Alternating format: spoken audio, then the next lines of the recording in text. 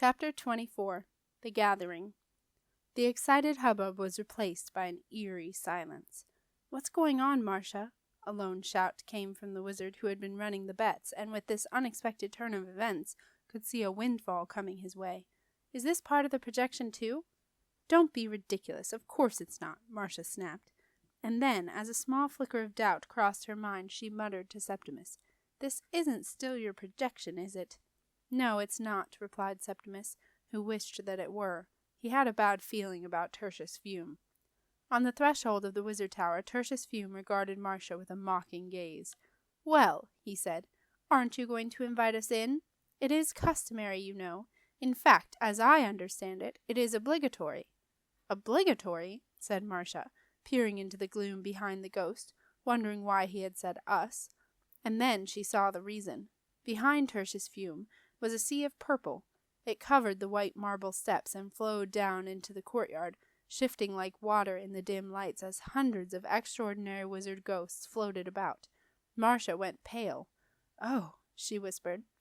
"Oh, indeed," Tertius Fume said with a smirk. With a shock, Marsha recognized what this was. The gathering of the ghosts. It was something she had not expected to see until the very last day of Septimus's apprenticeship, the day when the gathering would arrive, and the apprentice must draw a stone from the questing pot. That was a terrible moment. Everyone knew that if the apprentice drew one of the questing stones, then he or she would be sent off on the quests immediately, and no one had ever returned. Like all extraordinary wizards before her, apart from Dom Daniel, who had been rather looking forward to his apprentice getting his comeuppance, Marsha dreaded that day. Indeed, it was one of the reasons why Marsha had hesitated in taking on an apprentice for many years. Marsha knew that the gathering, which consisted of the ghosts of all previous extraordinary wizards, must be admitted to the wizard tower at all times. She also knew that its unexpected appearance only happened in times of peril, in order to give the living extraordinary wizard the benefit of all her predecessors' collective wisdom. As she looked at the long line of extraordinary wizard ghosts flowing down the steps, Marsha felt sick with apprehension, and Tertius Fume was pleased to see it. Tertius Fume was hovering well above the broad white marble step. He had been short in life and liked to float about 8 inches above the ground to give an impression of height. He pressed his advantage, his booming voice echoing through the great hall of the wizard tower. "It is considered polite for the living extraordinary wizard to invite the gathering over the threshold of the wizard tower," he informed Marsha, "but it is not essential, for we have a right to enter. Indeed, there have been some misguided extraordinary wizards in the past who have not invited us in, and they always regretted it. Always. I will ask you for the last time. Are you going to invite us in?" "Tertius Fume, you are no extraordinary wizard," Marsha retorted. "I have no obligation to invite you in." The ghost looked triumphant. "I am afraid you are mistaken there, Miss Overstrand," he declared. "I held the office in locum tenens for 7 days, in honor of which I was given purple to wear upon my sleeve. There." He pointed to the bands at the end of his sleeves. Reluctantly, Marsha looked. There, between the 2 gold strips set on the dark blue, was a color that could, she supposed, have been purple. "Added to which, Miss Overstrand, it is I who have convened the gathering, and as convener I demand entry." "You convened it? But why? What has happened?" Tertius smiled, pleased that it was now Marsha asking the questions. "You are forgetting procedure, Miss Overstrand. First the gathering is admitted. Then, possibly, we may answer your questions." Marsha knew she had no choice. "Very well," she said. Tertius Fume smiled with his mouth, but not with his eyes. "Very well, what, Miss Overstrand?" Marsha knew what she had to say. It was one of the many articles of conduct that she had had to memorize in the frantic few days following her sudden appointment as extraordinary wizard. But she didn't want to say it, and Tertius Fume knew it, and she knew that he knew it. She could tell by his mocking smile, and the way he folded his arms, just as he had done the morning she had paid a visit to the vaults. Marsha took a deep breath and began to speak, her defiantly confident voice filling the great hall. "As extraordinary wizard, I hereby invite the gathering into the wizard tower. Upon your entry I do declare that I lay down my authority as extraordinary wizard, and become but one voice among many. We are all equals in this place." "That's more like it," said Tertius Fume. He stepped over the threshold, and waggled his forefinger at Marsha. "Remember, one voice among many. That's all you are now." The ghost strode in and gazed around the great hall as though he owned it, taking advantage of everyone's attention being focused on Tersh's fume. Septimus slipped away from Marsha into the shadows at the edge of the great hall. He made his way around the doors, where he had just noticed Jenna and Beetle. "Hello, Jen, Beetle," he whispered. "Oh, Sep," said Jenna. "Thank goodness you're okay. Tersh's fume is—" "Shh." Septimus laid a finger on his lips. "But he's—" "Shh. I've got to concentrate, Jen." Septimus looked so fierce that Jenna did not dare go on. Septimus was rapidly running through his memory of the gigantic rule book that governed all aspects of being an extraordinary wizard. Marsha had made Septimus read a section each day, and he had just gotten to Gabbleguns, Health and Safety Regulations, Part 2. As he watched the river of purple ghosts begin to flow into the wizard tower, Septimus rewound some pages back to Gathering, Rules of Convening, concentrating hard on each ghost as it stepped over the threshold. As the great hall of the tower began to fill, the living ordinary wizards respectfully drew back to make room for the ghosts. No one wanted to pass through an ancient extraordinary wizard. Still, the ghosts kept on pouring into the great hall, until the ordinary wizards were pressed against the walls, a thin rim of blue around a huge circle of purple. A surprising number of ordinary wizards were crammed into the various cupboards and alcoves that led off the hall. In fact, the record for wizards in the broom closet, set by 18 wizards at the end of a memorable banquet some years previously, was broken that night. As each extraordinary wizard ghost stepped over the threshold, as a matter of courtesy, he or she appeared to all inside the tower, and Septimus watched each and every one. Some were faded and extremely ancient. Some were newer ghosts who looked quite substantial. Some were old, some young, but all wore an expression of wistfulness as they stepped inside the wizard tower once again. Fascinated, Beetle watched too. At the sight of so many ghosts, he could not help recalling some calculations that Jilly-Jin had once made. Although an individual ghost is always somewhat transparent, the combined density of a group of ghosts will soon add up to enough to block an object from view.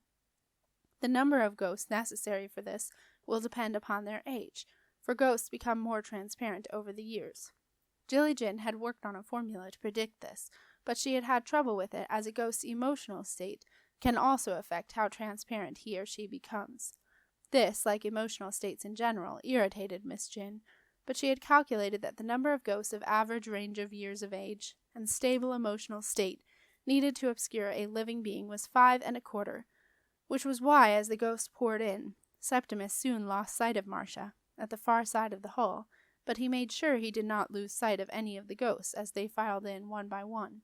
There were 2 he was particularly looking for, one that he wanted to see, and one that he did not. His job was made easier by the bottleneck that had begun to build up at the doors, as virtually each ghost stopped for a moment and gazed at the place he or she had left so long ago. A patient line formed on the steps, each ghost eventually floating through the doors, looking around and finding a place to be. The very last ghost was the one that Septimus had been longing to see. Alther Mella, a tall and relatively new ghost. Alther stood out. He still had a bright look to his robes, and a purposeful way of moving. He was neat and tidy, much more so than he had been when living, due to the fact that, as he often joked, the upkeep was considerably easier. His hair stayed neatly tied back in its long gray ponytail, and his beard remained a manageable length, and no longer got bits of food stuck in it. Alther stepped almost reluctantly into the wizard tower, leaving the white marble steps behind him empty and glistening in the rain. "Alther," whispered Septimus. Alther's face lit up. "Septimus?" Then his expression darkened. "You know what this is?" he muttered. Septimus nodded. Silence had fallen in the great hall, and the huge silver doors were slowly closing. Marsha climbed up the first few steps on the stopped spiral stairs, so that she could look down upon the gathering. Her mouth felt dry, and her hands were shaking. She shoved them deep into her pockets, determined not to show any trace of fear. A solemn, expectant atmosphere pervaded the tower, and all eyes were on the extraordinary wizard. Marsha scanned the sea of purple, looking for Septimus. Where had he gone? There was no sign of him, which annoyed her. At a time like this, her apprentice should be at her side. She would, she thought, be having words with him about his slapdash attitude when all this was over. Marsha could see no sign of Alther either. She felt disappointed and a little hurt. She had expected Alther to come find her, but he obviously hadn't bothered. She was on her own. Marsha was not completely on her own, however. Standing close to her, far too close, and deliberately invading her personal space, was Tertius Fume.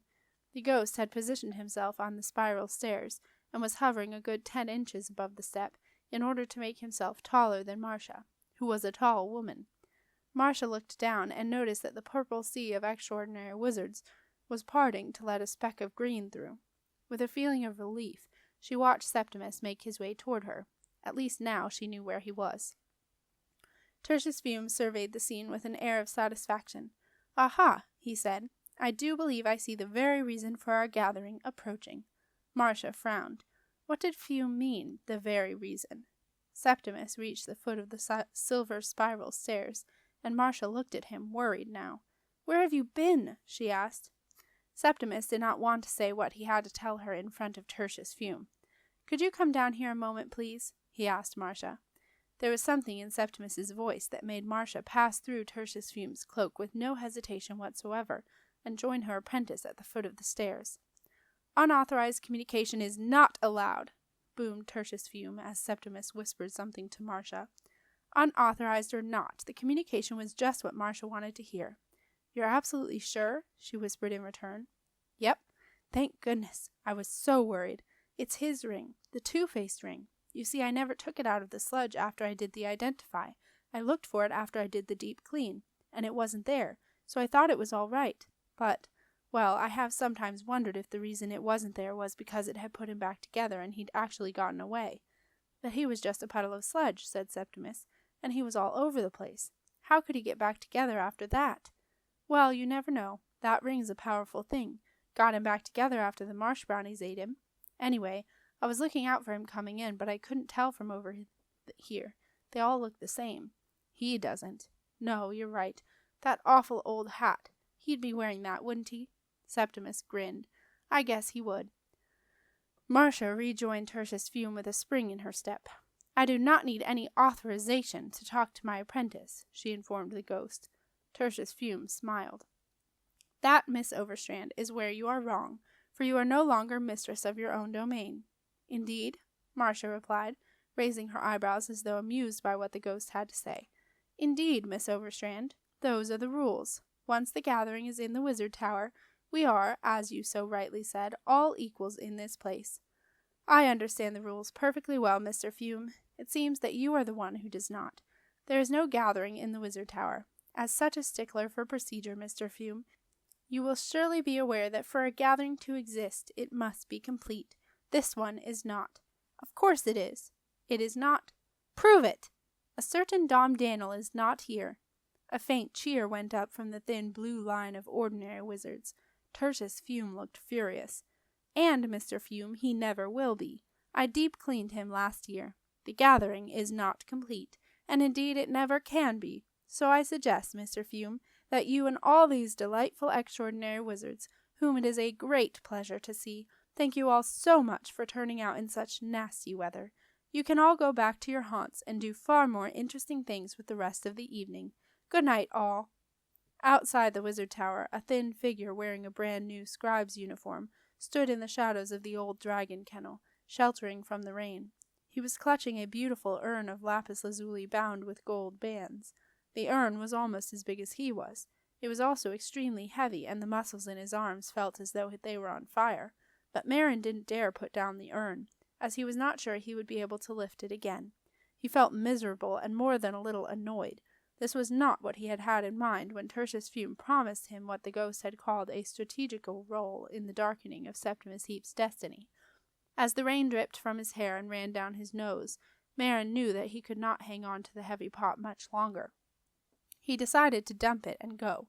Maren was staggering across the courtyard, clutching the urn, when a horribly familiar face stopped him in his tracks. "Get out of my way, apprentice! How many times do I have to tell you, boy?" Terrified, Maren dropped the urn. It landed on his foot. "Ouch!" he yelled. He grabbed hold of his foot and looked around in panic for the source of the terrifying voice from the past. Where was he? And then, very slowly, the owner of the disembodied voice began to appear. Maren screamed. He couldn't believe it. The cylindrical black hat, the piggy black eyes. He thought he might be sick. It was all his worst nightmares come true. Dom Daniel had come back to haunt him. Quickly, Maren shoved his hands in his pockets. He didn't want his old master to see the two-faced ring. "Take your hands out of your pockets and stand up straight," growled the ghost. "You're a disgrace."